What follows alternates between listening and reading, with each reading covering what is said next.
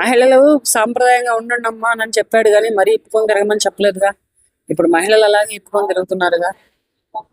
ఒకళ్ళని చూసి ఒకళ్ళు ఇట్లాంటి వస్త్రధారణ వేసుకొని తిరుగుతూ ఉంటుంటే 6 ఏళ్ల చిన్న పాప దగ్గర నుంచి 60 ఏళ్ల ముసలి వాళ్ళ వరకు అత్యాచారాలు హత్యలు జరగవంటే ఎలా నమ్ముతారు? గంజాయి బ్యాచ్ ఎక్కువైపోయింది, కొకైన్ బ్యాచ్ ఎక్కువైపోయింది, డ్రగ్స్ బ్యాచ్ ఎక్కువైపోయింది, తాగుడుకు బానిసైపోతుంది యువత.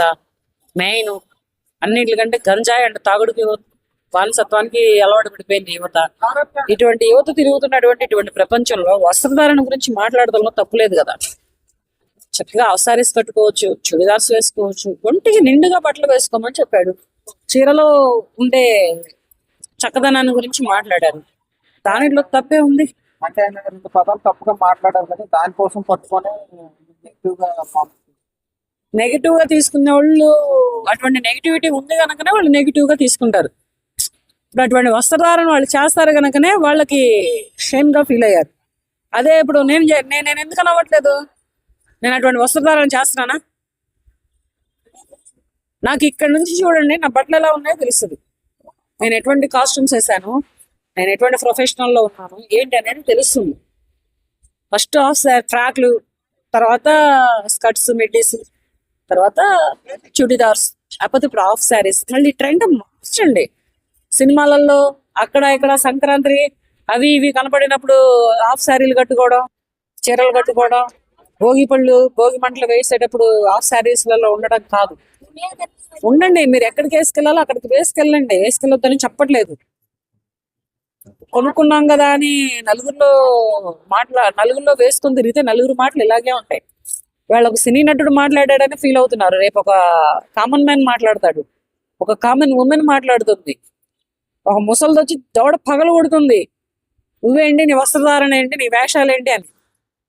ఎంత కారుల్లో తిరిగితే మాత్రం నువ్వు వెళ్ళేది నలుగురిలోకే కదా. నీ ఇంటి గడపలో కారు ఎక్కుతావు, ఈవెంట్ గడపలో కారు దిగుతావు, కానీ నలుగురు నిన్ను చూస్తున్నారు కదా, కెమెరాస్ నిన్ను ఫోకస్ చేస్తున్నాయి కదా. మరి ఈ వస్త్రధారణ ఎంతవరకు కరెక్ట్? మరి జబ్బల దాకా జాకెట్లను గజ్జల్లోకి డ్రాయర్లు వేసుకుని తిరగొద్దమ్మా. అవి ఎక్కడ వేసుకోవాలో అక్కడే వేసుకోవాలి. ప్రతి దగ్గర వేసుకుంటే ఇలాగే అసహ్యంగా ఉంటుంది.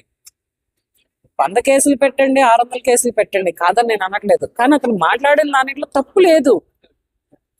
ఎవరికి చూపించాలో వాళ్ళకి చూపించమని మాట్లాడారు. మరి సుమన్ గారు కూడా మాట్లాడారు, వస్త్రధారణ గురించి సుమన్ గారు కూడా మాట్లాడారు. మరి దాని గురించి ఏంటి?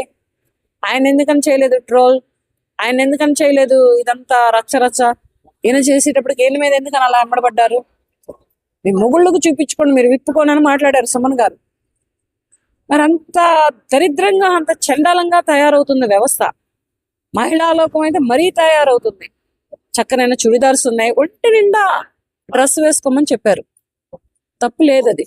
మరి 50 ఏళ్ళు వచ్చిన ముసలోళ్ళు కూడా మెడలకి క్లాతులు కట్టుకొని తిరుగుతుంటే ఎంత గలీజ్ ఉంటుంది.